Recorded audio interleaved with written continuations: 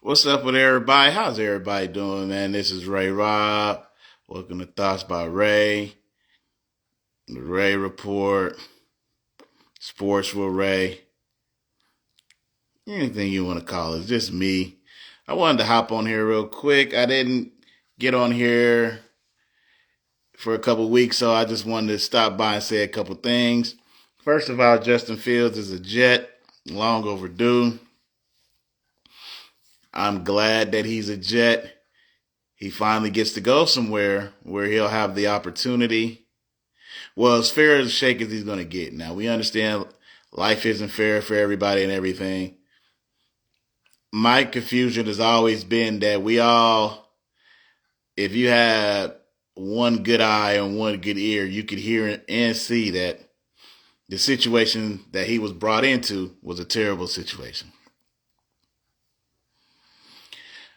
I'll go over it real quick because people seem to either choose to ignore it or just forget. He went into a situation where Coach Matt Nagy was in the last year of his contract. He didn't get an extension. So, essentially, for people that don't know, novices to the game, basically coaches are going to do whatever they can do to keep their job. So they don't really care about developing a player that they have. They need a now. They're not thinking about 2 or 3 years from now, especially when they don't know if they're going to be there. They signed Andy Dalton, obviously, who he had played at Dallas when Dak was injured. I mean, whatever. Long story short, half of the people wanted to draft Justin, half of the people didn't. They traded up to get him. Nagy didn't give him any kind of reps, first team reps or anything like that, because Nagy thinking that he came from the Kansas City tree where he saw Patrick Mahomes sit for a year while Alex Smith manned the position, thinking he can do the same thing. In Chicago, the only difference is Kansas City was in a better situation than Chicago. Alex Smith was a decent quarterback. He had led teams to the playoffs. He led teams to the NFC Championship. That year that Patrick sat, Kansas City made the playoffs. The Bears, they were on the downslide, realizing that Mitchell Trubisky wasn't their quarterback. I never understood why Mitchell Trubisky got drafted over Deshaun Watson. Everybody talks about Mitchell Trubisky being drafted over Patrick Mahomes. Patrick Mahomes went to Texas Tech. And no disrespect to Texas Tech, and Patrick is in the running to be one of the greatest of all time. His start is the greatest of all time. But Deshaun Watson was the best college quarterback. I mean, it wasn't even a question. What he did against Alabama those 2 years, I didn't think it was a no-brainer. I thought it was a no-brainer. And so to see the Bears trade up and get the second best quarterback from the ACC was the dumbest shit that I've ever seen. But anyway, he wasn't it. But you wondering if it was Trubisky or was it Matt Nagy? But anyway, I digress. I went off target. Justin gets there, gets no reps. Offense not built for him. They don't want to cater to him. And he gets hurt. Justin, first game against Cleveland, was damn near coaching malpractice. 5 out. They're blitzing. Justin gets sacked 9 times. Worst shit you ever seen. That right there could probably mess up somebody's psyche. He had decent games, but you would think that, when you saw that rookie year, you're like, okay, that coaching staff is out. Now you get a new coaching staff in who has to be sold. Oh, yeah, okay, this is the dude. Or maybe they were told maybe this would be a project. I don't know. But then you get Eberflus in there. And then you get Getsy, who had to convince people that he was going to get Justin to play. He was going to cater to Justin, when in actuality, He didn't cater to Justin. He did. He was just like Nathaniel Hackett. They were coordinators. They were people who coached Aaron Rodgers and got the benefit of the doubt of coaching Aaron Rodgers. And you saw Russell be terrible with Paul Hackett. Excuse me, no, that's his dad. My fault. Nathaniel Hackett. And you saw Justin be terrible with Luke Getsy. I don't know if people really understand that Justin, as athletic as he was, one of my biggest gripes and one of the biggest gripes me and my friend had with him was I always feel like they kind of do this thing with the mobile quarterback where they have to get in their head that they have to prove that they have to pass. Now, of course, you have to be a passing QB, but if you don't have the ideal situation to pass, what you need to do is to be able to survive. And that's what he did. Justin wasn't a running quarterback. Now, Justin could run, but that was my thing. Justin didn't run enough in college. That's what I thought.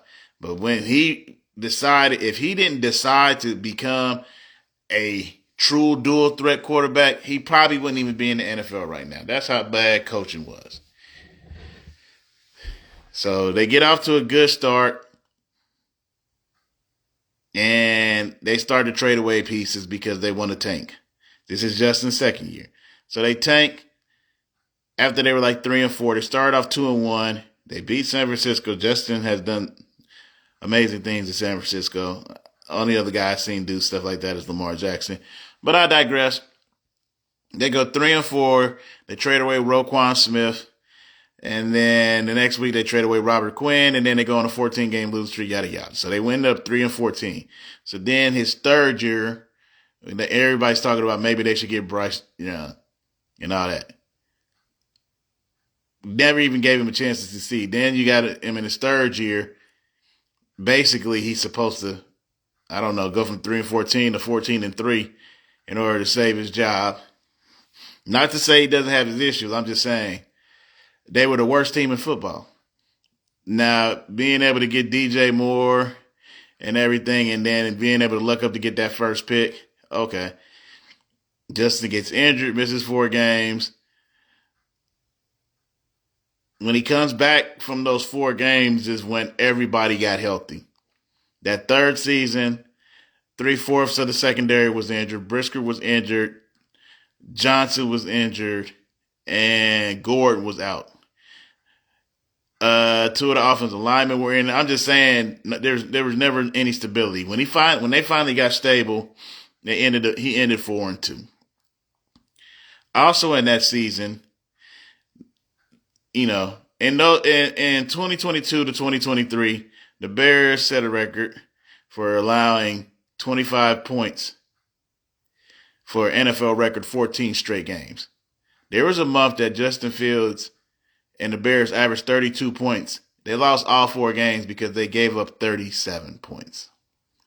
This is in the midst of that losing streak. They lost for a calendar year. They lost and gave up 25 points, 14 games straight. Then, in the 23 season, when they finished 7-10,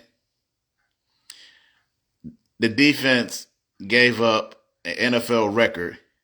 Well, they lost an NFL record, 3 double-digit leads with 5 minutes to go or less, which is also an NFL record. And he had his downfalls. I mean, he wasn't perfect. He was in a terrible situation.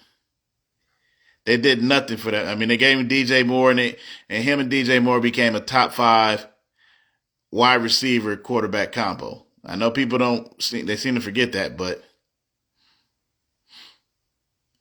Kmet career year, Mooney career year, playing with Justin Fields. They had their career years. Mooney went over 1,000 in 2022. Kmet career year in 2023. DJ had 1,300 yards in 2023. They want to get Caleb Williams. You get it, I've always said, like, in Chicago, certain cities, Philadelphia, Chicago, Baltimore, the heart The DNA, you got to have all of that. It's not just about talent. Even New York. That's why, unfortunately, not unfortunately, but Alex Rodriguez is more talented than Derek Jeter. But Derek Jeter was the fabric. You know, he you know what I'm saying, he personified the DNA of a New Yorker. They resonated with Derek Jeter. The city of Chicago, I don't, and now some of them, I mean, of course the media did him dirty and all that, but when it was, they, Fields resonated with Chicago. And so that's what Caleb has to do. He has to resonate. That's a tough city. So they gave him all the talent that they never gave Justin. And so hopefully he's in a position to succeed. He goes to Pittsburgh, then he got handcuffs on him. And then he goes 4-2. Everybody seems to talk. I mean, every week, I said it, like every week you see somebody diagramming on the passes that he missed. I watch quarterbacks. I'm not going to act like I'm a guru or anything like that. You know how many people miss passes and miss reads every week? He threw for 150 yards. He threw for 175 yards. I saw at the time of his benching, he had better stats than Josh Allen, Patrick Mahomes, Justin Herbert. That was just to name a few.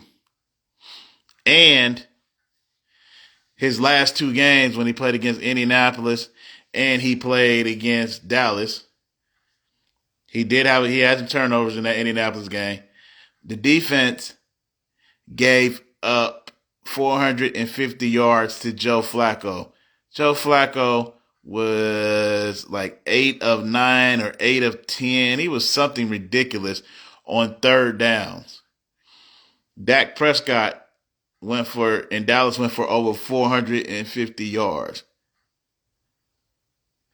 So in the two games that he lost, the defense gave up 900 yards. And all they focused on was Justin Fields. But I hear Shady, who's the biggest Justin Field hater, he the new Mark May. Something against Pittsburgh dudes, got something against Ohio State players. Some of them. Not all of them, but I hear the first thing that he says was the O-line wasn't that good and the defense was supposed to be good, but they let Russell down. Russell lost, 5 straight? They last few games, the competition was better. They averaged 14. You heard people call him a one-trick pony, and I'm just saying what it was. They never criticized Russ like that. But everybody wants to criticize Justin like that, knowing he was in terrible situations. I keep beating this horn because, it's good to see somebody like Aaron Glenn and the Jets. Just like you look at the Jets, they had all that talent last year. But if it's not cohesive, if the chemistry's not there, it didn't work. It didn't work. Chicago had all that talent there. And then the first thing you hear, the O-line was bad. Nah, y'all said the O-line wasn't the issue when Justin was there. So I don't want to hear nothing about the O-line. Y'all said that was the best situation in the history of the NFL that a rookie ever came into. And Justin held all that together. Roquan held all that together. You traded Roquan for Tremaine Edmonds, and Edmonds is a damn good player. And I know they said there were certain issues about the defense that they played and with Roquan and everything like that. But I know when Roquan was on that defense, they was decent with less talent. Now and also Justin Fields held that together because they wanted to snap on Eberflus. Justin took all the bullets. That's why his team loved him. That's why you hear Jalen Johnson and them talking about the coaching and everything like that. But I digress. So then he goes to Pittsburgh, didn't get a fair shake. Now they don't got a quarterback. They probably going to get Aaron Rodgers. No. I saw Justin against. I seen the San Diego. I saw the L.A. Chargers make a lot of quarterbacks look bad. Justin looked great against them. People said it was a lucky game. Then Lamar did it, and Lamar has more accolades, and he has. He deserves more of the benefit of the doubt. Then they said nobody had a good game like this. Stats wise, Justin was very comparable with lesser talent. Aaron Glenn, that's why I love Aaron Glenn and Dan Campbell. Like Dan Campbell literally was saying, I'm glad he's out of our division. He was the one person that used to torture the Detroit Lions.